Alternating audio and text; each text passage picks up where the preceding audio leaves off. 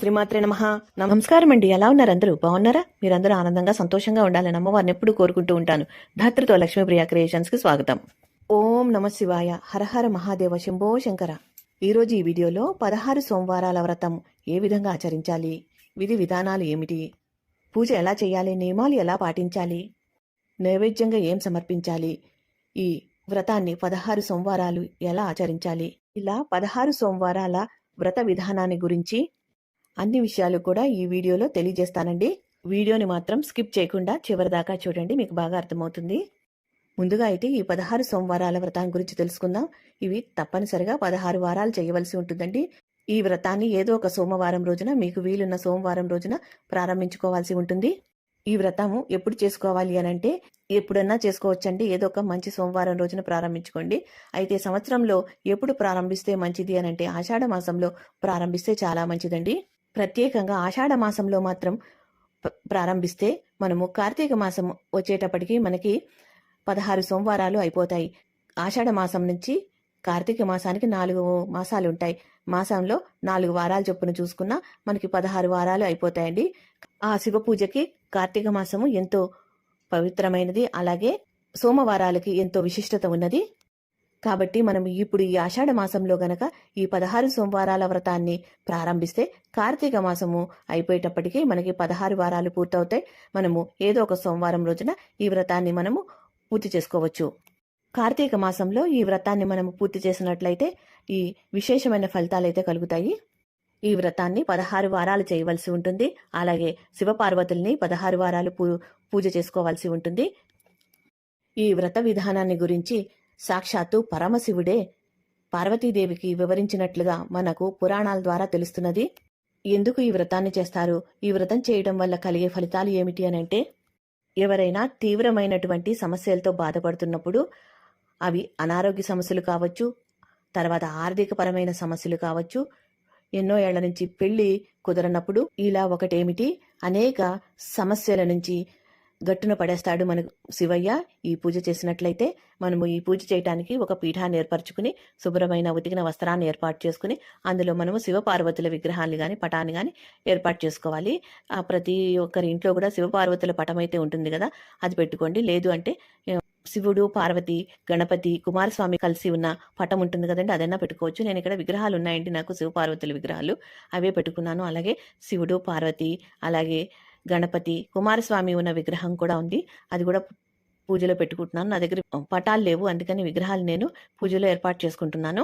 అలా మీరు కూడా మీ పూజాపీఠంలోనే శివయ్య పటం ఉంటే అక్కడే చేసుకోండి, విశాలంగా ఉంటే. లేదు అంటే ఇలా పీఠాన్ని ఏర్పాటు చేసుకుని పూజ చేస్తే మనకి చాలా అనుకూలంగా ఉంటుందండి పూజ చేయటానికి. అనేక తీవ్రమైన తీరని కోరికలు ఉన్న, సమస్యలున్న ఆ 16 సోమవారాలు సంకల్పించుకుని ఈ 16 వారాలు ఈ స్వామివారికి పూజ చేసినట్లయితే ఆ స్వామివారు మనకున్న సమస్యల్ని తప్పకుండా అతి శీఘ్రంగా సమస్యలన్నీ కూడా తొలగించేసి సుఖ సంతోషాల్ని, సంపదల్ని మనకి శీఘ్రంగా కలిగిస్తాడు ఆ పరమశివుడు. ఈ వ్రతాన్ని ఆషాఢ మాసంలో ప్రారంభించి కార్తీక మాసంలో పూర్తి చేసుకుని అనేక శుభ ఫలితాలను పొందిన వారు ఎంతో మంది ఉన్నారండి. నాకు తెలిసినటువంటి విధి విధానాలు నేను ఇక్కడ తెలియజేస్తానండి. ఈ పూజలో తప్పనిసరిగా మట్టి శివలింగాన్ని తయారు చేసుకోవాలండి. ఏ వారానికి ఆ వారము ఒక శివలింగాన్ని తయారు చేసి పెట్టుకోవాలి. నేను కూడా ఇక్కడ ఈ విధంగా మట్టి శివలింగాన్ని ఏర్పాటు చేసుకున్నాను. పుట్టమన్నుతో తయారు చేయాలండి. పుట్టమన్ను మనకి ఆన్లైన్లో దొరుకుతుంది ఈ మధ్యకాలంలో, అలాగే ప్రతి పూజా స్టోర్లోనూ దొరుకుతుందండి. తప్పనిసరిగా తెచ్చుకొని చేసుకోండి. ఒకవేళ ఆ విధంగా కూడా మీకు దొరకకపోతే మీకు దగ్గరలో ఉన్న నది కానీ చెరువు కానీ ఉంటే అక్కడ మట్టి తెచ్చుకొని చేసుకోండి.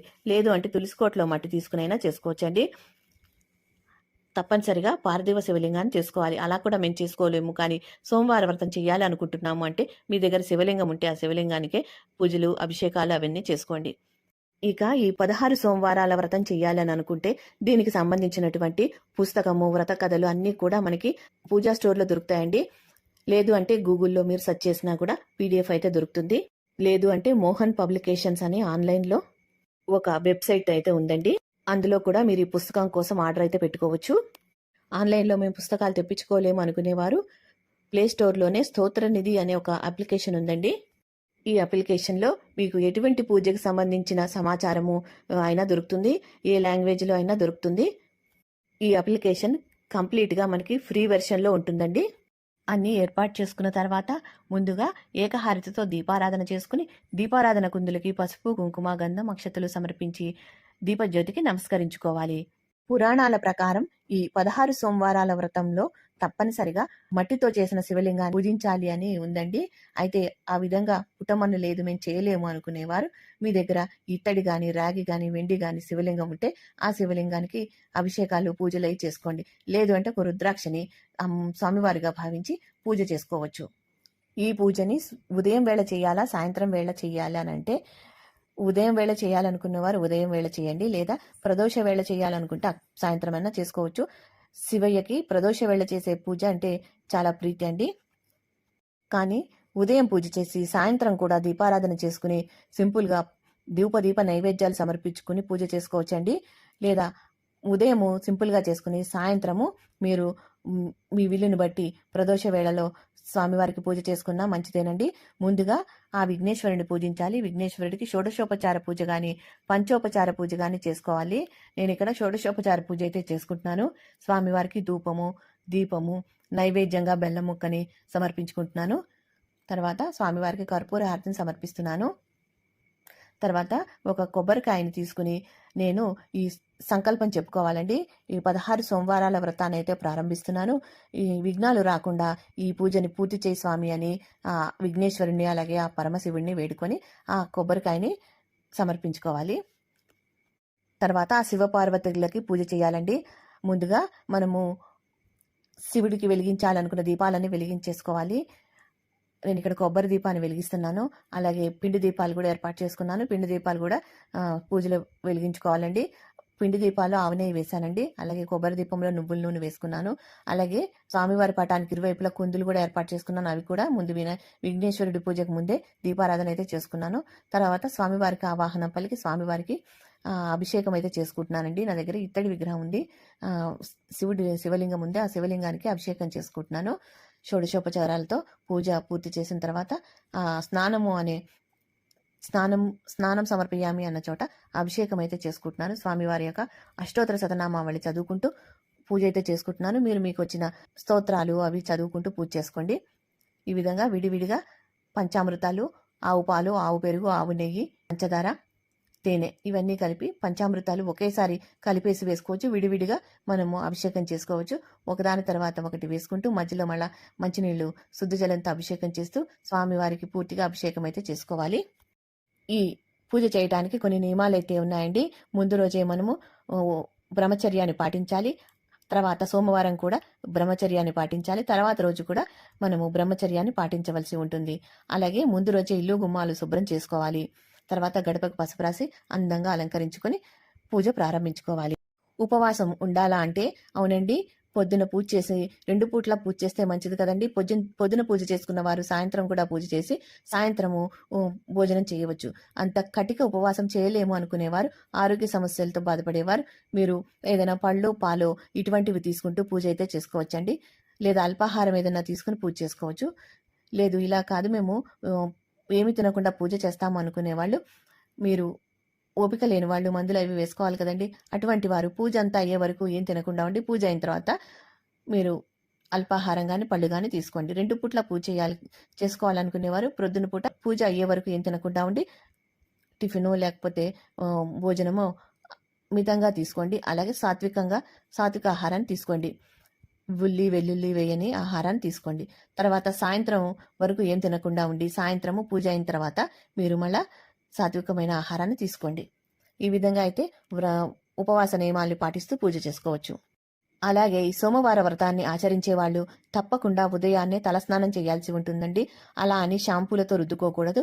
ఉట్టిగా నీళ్లను తల మీద పోసుకోవాలి. ఇక నూనె రాసుకుని జిడ్డుగా ఉంది తల అని అనుకునేవారు ముందు రోజు తలస్నానం చేసి ఆ రోజు ఉట్టిగా తలస్నానం నీళ్లతో స్నానం చేయాలి. ఈ రోజు దువ్వెనతో తల దువ్వుకోకూడదండి. ఈ నియమాలు ఎందుకు పెట్టారు అనంటే మనము పూజ చేస్తూ స్వామివారి పైన మన ధ్యాస నిలపాలని, జ్ఞానేంద్రియాల్ని ఇంద్రియాల్ని అదుపులో ఉంచుతూ స్వామివారి మీద భక్తితో పూజ చేయాలనే నియమాలన్నీ పెట్టారండి. అందుకనే సూర్యోదయానికంటే ముందే నిద్రలేచి తలస్నానం చేసి ఇంటి గుమ్మాలు శుభ్రం చేసుకుని, తిరుసుకోట దగ్గర శుభ్రం చేసుకుని, దీపారాధన చేసుకుని, ఇంట్లో నిత్య దీపారాధన చేసుకుని ఈ పూజ చేసుకోవాలండి. మీకు పూజా మందిరంలో విశాలంగా ఉంటే అక్కడే స్వామివారి యొక్క పటం ఉంటే అక్కడే పూజ చేసుకోండి.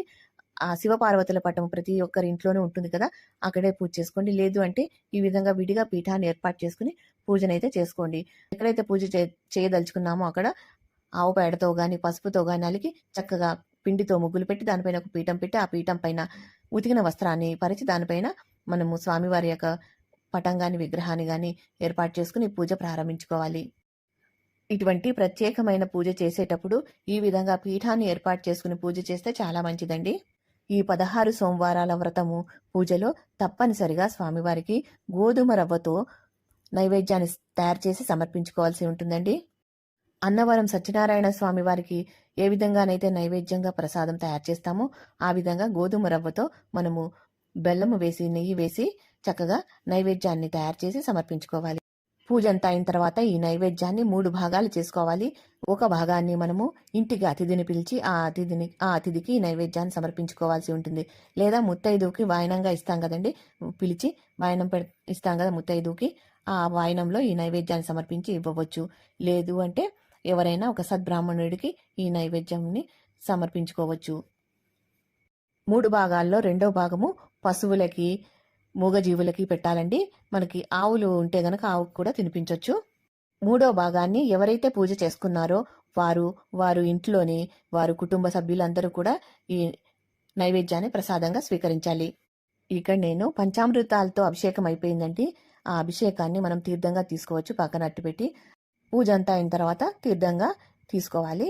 తర్వాత స్వామివారికి నేను ఇక్కడ శుద్ధ జలంతోటి, సుగంధ ద్రవ్యాలతోటి, తర్వాత పసుపు నీళ్లతోటి, విభూది నీళ్లతోటి అభిషేకం అయితే చేసుకుంటున్నాను.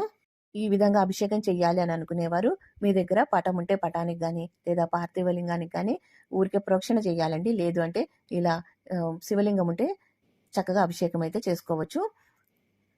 ఓం నమ శివాయ అంటూ కానీ, తర్వాత ఏమైనా అష్టోత్తరాలు కానీ లేదా శివుడి యొక్క అష్టకాలు కానీ ఏమన్నా చదువుకుంటూ పూజ అయితే చేసుకోవచ్చండి. చంద్రశేఖర అష్టకము, మృత్యుంజయ మంత్రము, ఇలా ఏ మంత్రమైనా చదువుకుంటూ స్వామివారికి అభిషేకం అయితే చేసుకోవచ్చు. ఈ 16 సోమవారాల వ్రతంలో పాటించవలసిన మరొక నియమం ఉందండి. ఈ నియమం ఖచ్చితంగా పాటించవలసి ఉంటుంది. ఇందులో మనము తినే పదార్థాల్లో ఉప్పు వేయకుండా తినాల్సి ఉంటుందండి. కాబట్టి వ్రతం చేసేవాళ్ళు ఈ విధంగా ఉప్పు లేని ఆహారం తినాలని వ్రత కథలో తెలియజేయబడిందండి. కఠినమైన ఉపవాసం అయితే చేయనవసరం లేదండి. మీ వీలును బట్టి మీరు చేసుకోండి. అలాగే ఒంటిపూట భోజనం చేసుకోవచ్చు. నైవేద్యంగా స్వామివారికి మనము ఏదైతే తయారు చేసి పెడతామో అదే మనం తిని ఉపవాస దీక్షను విరమించుకోవచ్చు. లేదా పాలు పళ్ళు తీసుకుంటూ ఈ పూజనైతే చేసుకోవచ్చండి. ఇక్కడ నేను పిండి దీపాలు కూడా ఏర్పాటు చేసుకున్నానండి. మీ వీలును బట్టి ఎన్ని దీపాలు వెలిగించుకోవాలనుకుంటే అన్ని వెలిగించుకోవచ్చు. అలాగే పువ్వులు కూడా మీకు అందుబాటులో ఉన్న పువ్వులతో స్వామివారికి అమ్మవారికి పూజ చేసుకోవచ్చండి. చక్కగా మీకు అందుబాటులో ఉన్న పువ్వులని పటాలకి అలంకరించుకోండి. మరొక ముఖ్యమైన నియమము ఏమిటంటే పూజ అంతా అయిన తర్వాత అర్ఘ్య ప్రదానం అయితే చేయాల్సి ఉంటుందండి. ఒక 8 అర్ఘ్య ప్రదానాలైతే స్వామివారికి అమ్మవారికి సమర్పించుకోవాల్సి ఉంటుందండి. ఈ అర్ఘ్య ప్రదానం ఎలా సమర్పించుకోవాలి అని అంటే ఒక ఇత్తడి పళ్ళం కానీ రాగి పళ్ళం కానీ తీసుకుని చేతిలో అక్షింతలు తీసుకుని కుడి చేతిలో అక్షింతలు తీసుకుని ఎడం చేతితో నీళ్లు పోస్తూ ఆ నీళ్లని ఆ ప్లేట్లో వదిలివేస్తూ ఉండాలి. వదిలివేసేటప్పుడు ఎవరికైతే అర్ఘ్యం ఇస్తున్నామో వారి పేరు జపించుకోవాల్సి ఉంటుంది. పరమేశ్వరుడికి 3 అర్ఘ్య ప్రదానాలు సమర్పించుకోవాల్సి ఉంటుంది. అలానే పార్వతీదేవికి 1, కుమారస్వామికి 1, అలాగే విఘ్నేశ్వరుడికి 1, నందికి 1, చండీకి 1, ఇలా 8 అర్ఘ్యాలనైతే సమర్పించుకోవాల్సి ఉంటుంది. ఓం పరమేశ్వరాయ నమః అర్ఘ్యం సమర్పయామి అంటూ 3 సార్లు అంటూ నీళ్లను వదలాలి. అలాగే ఓం పార్వతీదేవియే నమః అర్ఘ్యం సమర్పయామి, ఓం కుమారస్వామియే నమః అర్ఘ్యం సమర్పయామి, ఓం విఘ్నేశ్వరాయ నమః అర్ఘ్యం సమర్పయామి, ఓం నందీశ్వరాయ నమః అర్ఘ్యం సమర్పయామి, ఓం చండీయే నమః అర్ఘ్యం సమర్పయామి. ఇలా వారి పేర్లు చెప్తూ నీళ్ళని పళ్ళెంలో వదలాలి. అనంతరం స్వామివారికి హారతినిచ్చేసి నైవేద్యం సమర్పించిన తర్వాత హారతినిచ్చేసి మనము వ్రత కథల్ని చదువుకోవాలండి. పూజ ఎంత ముఖ్యమో వ్రత కథలు కూడా అంతే ముఖ్యం. నేను వ్రత కథల్ని కూడా చదివి ఒక వీడియో పెడతానండి. దీని తర్వాత అది మీరు వ్రత కథలు చదువుకోలేని వాళ్ళు అది వింటూ పూజనైతే చేసుకోవచ్చు. అక్షంతలు చేత పట్టుకుని వ్రత కథలు చదివిన తర్వాత ఆ అక్షంతలు స్వామివారి యొక్క పాదాల చెంత ఉంచి మిగిలినవి మీరు తలలో వేసుకోండి. మీ ఇంట్లో ఉన్న కుటుంబ సభ్యులందరి తలపైన వేయండి. 5 కథలుంటాయండి. 5 కథలు తప్పనిసరిగా చదవాల్సి ఉంటుంది. మరొక ముఖ్య నియమము ఏమిటంటే పూజ అంతా అయిన తర్వాత వాయనం ఇవ్వాలండి. ఒక ముత్తైదువుని పిలిచి చక్కగా కూర్చోబెట్టి పసుపు రాసి కాళ్ళకు పారాణి పెట్టి తలలో పువ్వులిచ్చి బొట్టు పెట్టి చక్కగా గాజులు, రవికల బట్ట, ఇలా పువ్వులు మీ శక్తిని బట్టి ఆ ముత్తైదువుకి సమర్పించుకోవాలి. లేదు అంటే మీరు సద్బ్రాహ్మణుడికి స్వయంపాక దానమైనా ఇచ్చుకోవచ్చండి. మా దగ్గర ఎవరు ముత్తైదువులు దొరకరు, మేము ఇవ్వలేము, టైం లేదనుకుంటే మీరు గుడికి వెళ్ళి ఒక బ్రాహ్మణుడికి స్వయంపాక దానం ఇవ్వచ్చు. లేదు అంటే గుళ్ళో భక్తులు ఉంటారు కదండి, ఆ భక్తులకైనా మీరు ఇవ్వవచ్చండి. మీరు ప్రతి వారము ఇవ్వలేని వారు మీరు ఒకేసారి గుడికి వెళ్ళి అక్కడ 16 మంది ముత్తైదువులకి ఒకేసారి తాంబూలం ఇచ్చుకోవచ్చండి. పండు తాంబూలము ఇచ్చుకోవచ్చు. లేదు అంటే గాజులు, పువ్వులు, రవికల బట్ట మీ శక్తిని బట్టి ఇచ్చుకోవచ్చు. మీకు ఇంకా శక్తి ఉంటే 16 వారాలు అయిన తర్వాత 17వ వారము మీ బంధుమిత్రులను పిలిచి వాళ్లలో 16 మంది ముత్తైదువులకి తాంబూలము వాయనం ఇవ్వచ్చండి. మీకు ఏ ఆప్షన్ లేదు, ముత్తైదువు దొరకదు అనుకున్నప్పుడు మీరు తులసమ్మ దగ్గరే మీరు తాంబూలం సమర్పించుకోండి. అమ్మవారికే వాయనం ఇచ్చినట్లుగా భావించి అక్కడ పెట్టేసుకోండి. ఎవరు దొరకనప్పుడు మాత్రమే, అత్యవసరంలో అప్పుడు మాత్రమే తులసమ్మకి మీరు సమర్పించుకోండి. ప్రతి వారము మట్టితో శివలింగాన్ని అయితే తప్పనిసరిగా చేసుకోవాలి. పూజ అయిన తర్వాత పక్కన పెట్టేసి మళ్ళా మొదటి వారం చేసింది పక్కన పెట్టి రెండో వారం మళ్ళా చేసుకోవాలి. ఈ విధంగా 16 వారాలు చేసిన శివలింగాల్ని 17వ వారము అన్నీ కూడా పూజలో పెట్టుకుని అన్ని శివలింగాలకి ఒకసారి పూజ చేసి ఆ శివలింగాలన్నిటినీ కూడా నీళ్లలో నిమజ్జనం చేయాల్సి ఉంటుంది. పారే నీళ్లలో మీ దగ్గర నది కానీ, చెరువు కానీ, తటాకం కానీ ఏదన్నా ఉంటే అక్కడ నిమజ్జనం చేసేయాలి. చాలా మంది తీర్థయాత్రలు చేసినప్పుడు అక్కడ నదులు ఉంటాయి కదండి, అక్కడ నిమజ్జనం చేస్తారు. ఈ శివలింగాలన్నీ ఒక డబ్బాలో దాచిపెట్టి తీసుకుని వెళ్ళి అలా కూడా చేసుకోవచ్చు. అయితే అలా చేయాలనుకున్నప్పుడు ఈ పువ్వులు, అక్షింతలు అన్నీ కూడా శుభ్రం చేసేసి అవన్నీ లేకుండా ఒక శుభ్రమైన బాక్స్లో భద్రపరుచుకొని తీసుకుని వెళ్ళాలి.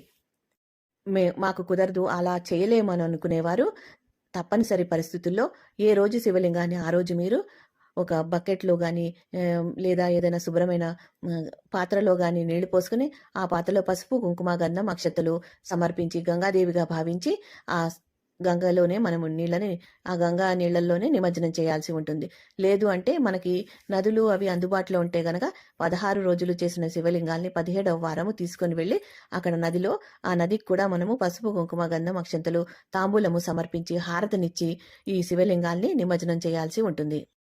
నదికి వెళ్ళినప్పుడు మాత్రము చక్కగా ఆ నది అమ్మవారికి గంగా అమ్మవారిగా భావించి పసుపు, కుంకుమ, గంధం, అక్షతలు సమర్పించి కర్పూరం హారతినిచ్చి ఒక అరిటాకులో కానీ ఇస్తరాకులో కానీ ఈ 16 రోజులు చేసిన శివలింగాల్ని పెట్టి చక్కగా నిమజ్జనం చేయాల్సి ఉంటుందండి. ఇక 16 సోమవారాలు చేసి 16 వారాలు అట్టిపెట్టిన శివలింగాల్ని ఒకేసారి నిమజ్జనం చేయాలని అనుకుంటారు. కానీ అలా వీలు పడని వాళ్ళు, మీరు ఎక్కడికి వెళ్ళలేని వారు మళ్ళీ ఇంట్లోనే మీరు ఒక పెద్ద బకెట్ కానీ పాత్ర కానీ తీసుకుని దానిలోనే అమ్మవారిని గంగాదేవిని ఆవాహనం చేసి అందులోనే ఈ శివలింగాల్ని నిమజ్జనం చేయాల్సి ఉంటుంది. ఈ విధంగా శివలింగాల్ని నిమజ్జనం చేసిన నీళ్ళని ఎవరు తొక్కని ప్రదేశంలో వేయాలండి. తులసి చెట్లు మొదట్లో కానీ, పచ్చని చెట్టు మొదట్లో కానీ వేయాలి. కాకపోతే ఎవరు తొక్కకుండా ఉండాలండి. తొక్కితే మళ్ళా పాపం చుట్టుకుంటుంది మనకి. ఈ విధంగా 16 సోమవారాల వ్రతాన్ని ఆచరించి అనేక సమస్యల నుండి బయటపడిన వాళ్ళు ఎంతో మంది ఉన్నారండి భక్తులు. తప్పకుండా మీరు కూడా ఈ 16 సోమవారాల వ్రతాన్ని ఈ ఆషాఢ మాసంలో ప్రారంభించండి. ఆ శివయ్య అనుగ్రహానికి పాత్రులు కండి. ఈ 16 సోమవారాల వ్రతాన్ని ఏ విధంగా ఆచరించాలి, ఎటువంటి నియమాలు పాటించాలి అన్నీ కూడా ఈ వీడియోలో షేర్ చేశానండి. ఈ వీడియో గనక నచ్చితే తప్పకుండా లైక్ చేయండి. అలాగే ఎంతో కొంత ఉపయోగపడితే మీ బంధుమిత్రులకి షేర్ చేయండి. మీరు లైక్ చేసి మమ్మల్ని సపోర్ట్ చేయండి. మీరు లైక్ చేయడం వల్ల మరికొద్ది మందికి రీచ్ అవుతుందండి ఈ వీడియో. తప్పకుండా లైక్ చేయడం మర్చిపోవద్దు. మా వీడియోని మొదటిసారి చూస్తున్నట్లే తప్పకుండా సబ్స్క్రైబ్ చేసుకోండి. అప్పుడే మేము చేసే వీడియోలు మీకు నోటిఫికేషన్ రూపంలో వస్తాయి. మా వీడియోని మీరు మిస్ కాకుండా చూడగలుగుతారు. ఈ వీడియో గనక నచ్చితే తప్పకుండా లైక్ చేయండి, షేర్ చేయండి, సబ్స్క్రైబ్ చేసుకోండి. మరో మంచి వీడియోతో మళ్ళీ కలుస్తాను. నమస్కారం, ఉంటానండి.